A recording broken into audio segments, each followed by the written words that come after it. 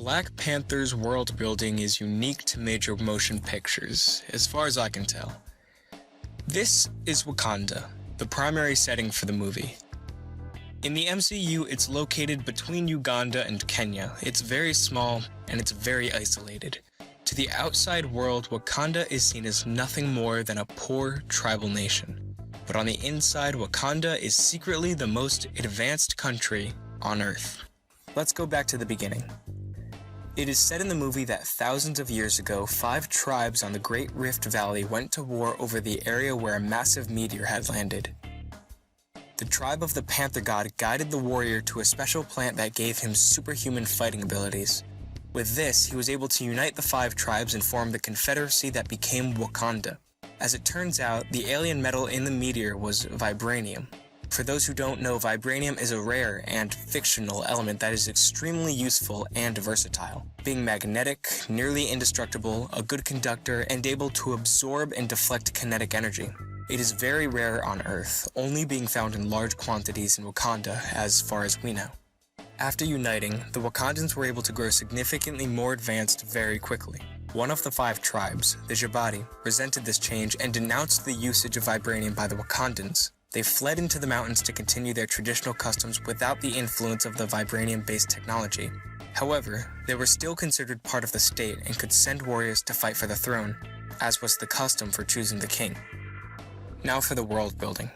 The history of Wakanda displays a merging of technological and societal advancement with traditional values. The Wakandan culture displayed by the movie shows a unique blend of imaginary African culture, aspects of existing cultures, and progressivism that comes with technological advancement.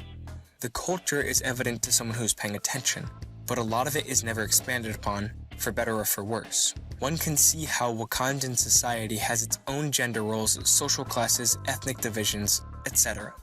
It's this kind of stuff that makes Wakanda feel like a developed society to me. But there are a lot of things to pick on, especially with the less important, more arbitrary aspects of world building. The writing system that the movie features seems like a mashup of the NCBD script and Norse runes. The reason why it looks angular and simplistic like Norse runes confuses me. These runes, featuring boxy and pointy characters, were made for easy writing on massive surface stones. This does not seem to be fitting of Wakanda, if the area of the Ugandan-Kenyan border should be an indicator. Wakanda would have to use a different medium of writing than large stones. It also looks like it reads left to right in like a traditional alphabet, but I could be totally wrong about that part. This, as well as the resemblance to Norse runes, could have been done for the sake of familiarity for the audience. However, this could make sense from a lore standpoint, should the advancement of Wakanda be related to or assisted by Asgardians. Try not to get too excited, it's just speculation.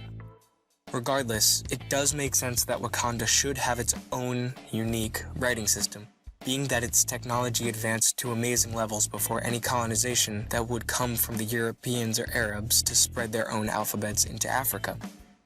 Based on its location, I think it would resemble the Nsibidi script more, or look like the Mandombe script.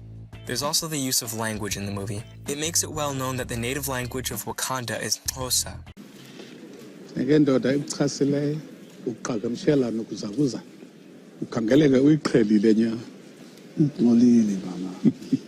Or at least all the Wakandans speak it to each other and understand it, as well as English for the sake of the audience. The only problem is that Xhosa really exists down here, in the very south of Africa, being thousands of miles away from where Wakanda is supposed to be.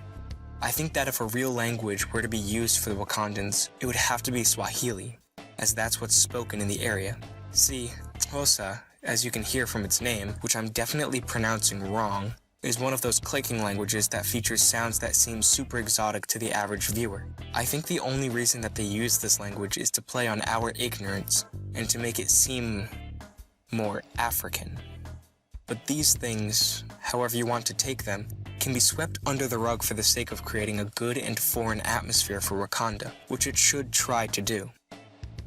Despite these small things, I think that the world building of Black Panther is very strong because of one thing: its relevance to the plot. A large aspect to the conflict in the movie is the fact that Wakanda is hyper-isolationist. Even though it's the most technologically advanced society on Earth, everyone else thinks it to be a third world country. This is because the infrastructure is cloaked by a sort of holographic terrain, and it doesn't usually engage in foreign aid programs or any type of migration. The secret of Wakanda's power is kept to ensure that no one can abuse the vibranium that it has, which is a powerful setup for the plot. This, plus the technology itself and the heavily traditional tribal culture of the country, actually drives the story, which is awesome to see in a major blockbuster. The culture seemed realistic and unique, even though there were some holes in small aspects. Everything seemed believable, and it all worked well into the movie's plot and development. Don't freeze. I never freeze.